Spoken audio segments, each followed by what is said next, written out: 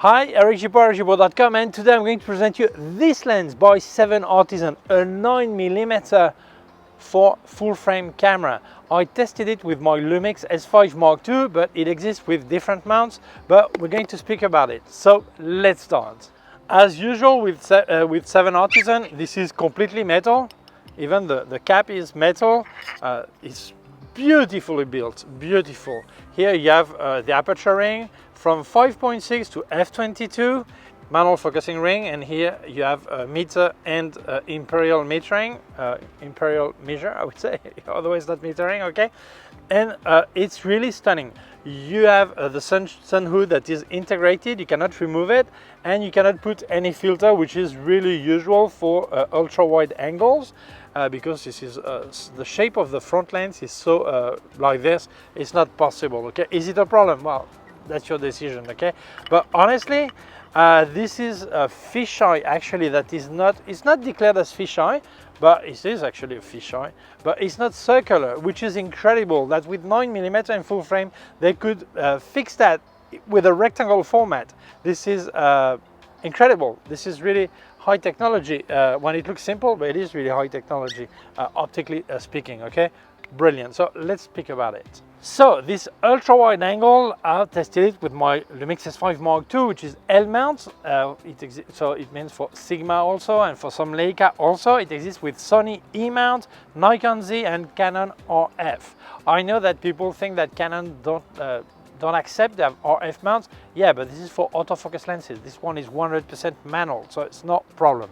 The minimum focusing distance is 20 centimeters, and the aperture goes from 5.6 to f22 with really clear clicks. Okay, the aperture has 5 blades. With that doesn't sound much if you wanted the typical round light bulb in the autofocus part.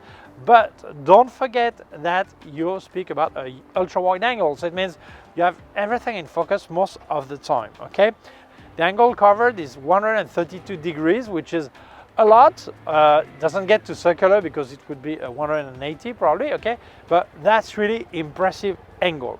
If we speak about the optical side of it, 16 elements in 11 groups. And really, this is incredible, and this is why I want to create a separate video. I just had the idea, we'll record it before you see this one, okay? Speaking about Chinese lenses, okay? Take into account that this lens has no communication with the camera body. That means that there is no in-body correction. The optic part must be really good. And this is impressive because brands, they normally create their bodies and create their lenses and apply a lot of correction. And here there are none, and you see the result. This is impressive, okay? Really impressive. No filters, I said before, integrated sun hood, the build fully metal, really impressive, and the size is 86mm long by 70mm wide. And the weight, obviously, being with so many, having so many elements and being fully metal, 463 grams, which is okay. Okay, that's fine. Okay, but I'm really impressed by this lens. So I'm going to speak more in details about the optical side of it. Okay. Let's not forget the box, because that would not be fair. Okay, the box, as always with 7Artisans, is really great quality. As you can see, it's a really tough material. Okay, it's cotton, but really good, well protected, manual, guarantee card, everything protected. They really take care of everything. Really, I love the quality of everything, from the presentation to the lens, obviously, which is the important part of the box. Okay, but every detail is really well cared of. Okay, when we speak about ultra wide angle, the first thing that comes to our mind is a distortion. Okay, many people make a confusion. Distortion can be like this in barrel, or cushion the other way around. Okay, and people make a confusion with let's say there are two towers, and make the picture, I see the towers like this. No, this is the fact that I'm really so close that it's like this. It's not distortion. This is perspective. Okay, but if we speak about distortion, I am impressed by this lens. I show you 3 pictures with different height of the horizon. And honestly, I would expect to have it a lot more curvy. I've made some pictures with lenses with a longer focal length that actually had more distortion. And I'm really surprised that it's so little. and nothing you cannot solve in post-production. It's easy to correct this, okay, because it's really little. I'm impressed. The fact that there is no computer correction in the camera, or electronic correction, is stunning what they've made with that. Incredible. Some people will complain that 5.6 is not really luminous, but then we should get back to earth, okay? When you use a lens like this, you normally use a tripod to align perfectly the horizon or the element in what you're doing, okay? You don't actually need to have a really wide aperture, but don't forget one thing. 2.8 on a 9mm would make a lens probably that big, okay? Really massive, useless, okay?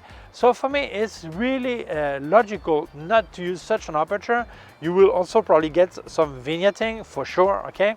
So 5.6 is a good starting point. You avoid a lot of problem, a lot of weight, a lot of big size of the lens, and for me, it's not a problem to use it. You really use it in a very different way than other lenses, okay? So for me, that was, yeah, common sense to start on 5.6 and not a wider aperture, okay? So no problem to me.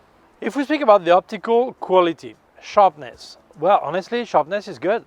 Center to corner, obviously for me is better from f8 to f11, okay?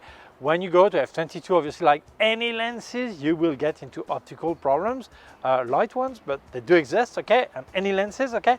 But then honestly, sharpness is really good. Now let's speak about chromatic aberration. There are two ways of looking at it. One is the scientific way. I make a picture, I make a 400% zoom on it, I look at my leaves in the trees and I say, whoa, there is some chromatic aberration. Yeah, and maybe there is, but really so little, okay? But normally you don't do that. Normally, with such a wide angle, the leaves in the tree, you will not see them. There are so many elements that fit in a frame made with a 9mm lens that they're all very small, so you will not notice anything. So don't worry about this. That was this lens or any lenses, okay? So really, honestly, the optical quality is really stunning, okay? Really top quality. So what is this lens for? Well, sometimes you're surprised. Some people use ultra wide angle to do portrait picture, but that's not the logical thing, okay? But some people surprise us. They do things you would never think this is the right tool, and they make things that are incredible, okay? So, okay. But the idea for this kind of angle is actually, well, landscape, indoor photography, like real estate, architecture, things like this, when normally you want to fit a lot of things in there. But obviously you can use it as a creative tool and go crazy with your ideas, no problem. The good thing is that the fact that there is not much distortion really lets you do really different angles, point of views, and makes things that are really radical, really different. So yes, this lens probably is a really good idea for indoor, for yeah, landscape and things like this. Really great, and for architecture too, because there is not much distortion, okay? So my conclusion, Eric, would you buy this lens? Well, honestly, probably yes. I mean, if I don't need ultra wide angle, maybe not. But if I do indoor photography, or I'm going to travel a place like New York City where everything is really incredible, and make this radical picture, yes, I would buy it. Or if I go to Italy, to the Vatican, yeah, probably I would get to get this the whole place in there fully on one shot. Yeah, I would love it. Yeah, so it's not really heavy, and price is really nice. So I think yes, this is a lens to have, and yeah, bring it anywhere. And in some, obviously you will probably not use it all the time. This is why it's good that the price is reasonable. And still, I think this is a great lens. The image quality is brilliant. Distortion is really minimum and very often none, okay? So yes, I fully recommend this lens. So if you're interested, I'll leave you a link in the description where you can buy it. So thank you very much for watching the video. But first, thank you so much to 7Artisans for sending me the lens for testing it. Thank you very much to you for watching the video. If you feel it may interest other people, please share it on social networks. If you have not done it yet, please subscribe to my YouTube channel. Small button down here is a small bell. If you click on the bell, get notified when I upload a new video. My website, ericgibaud.com. If you have any question, can leave a comment below. Also leave you links of mine on Amazon, links of everything I reviewed by K&F Concept, Sandmarc, Flashes by Westcott, more affiliated links, and also a link to my PayPal account in case you wanted to make a donation. Thank you very much, please take care of yourself and see you soon. Bye!